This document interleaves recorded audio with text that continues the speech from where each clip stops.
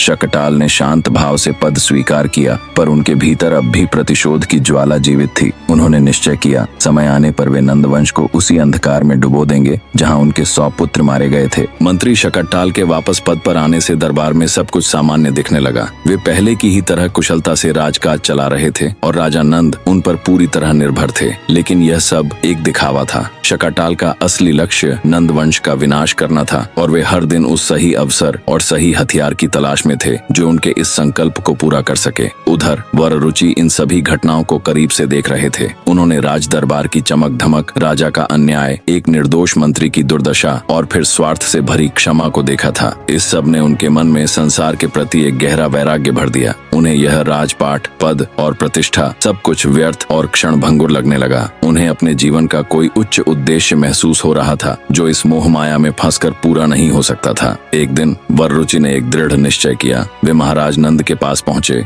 और हाथ जोड़कर बोले, हे राजन, अब मेरी सांसारिक कार्यों में कोई रुचि नहीं रह गई है। मैं राजपाट और धन संपत्ति त्याग कर तपस्या और आत्मज्ञान के मार्ग पर जाना चाहता हूँ। कृपया मुझे मेरे पद से मुक्त करने की कृपा करें। राजा नंद और मंत्री शकटाल ने उन्हें बहुत समझाया, लेकिन वररुचि अपने निश्चय पर अटल थे। अंत में राजा ने भारी मन से उन्हें जाने की आज्ञा दे दी। वररुचि ने पाटलिपुत्र का वैभव त्यागा और शांति की खोज में वनों की ओर निकल पड़े। वे इस बात से अनजान थे कि यही वैराग्य का मार्ग उन्हें उनके श्राप मुक्ति के द्वार तक ले जाएगा। जिस समय वररुचि पाटलिपुत्र छोड़ रहे थे, उसी समय शकटाल अपने प्रतिशोध के लिए एक माध्यम की खोज में नगर में घूम रहे थे। तभी उनकी नजर एक ब्राह्मण पर पड़ी जो मार्ग के किनारे उगी हुई कुशा घास को जड़ से उखाड़ उखाड़ फेंक रहे थे। उस ब्राह्मण के चेहरे पर क्रोध और दृढ़ संकल्प के भाव थे। शकटाल ने रुककर पूछा, हे विद्वान, आप इस निर्दोष घास पर इतना क्रोध क्यों कर रहे हैं? उस ब्राह्मण ने उत्तर दिया, इसके कांटे ने मेरे पैर में चुभकर मेरा रास्ता रोका है। मैं इसे जड़ से ही समाप्त कर दूंगा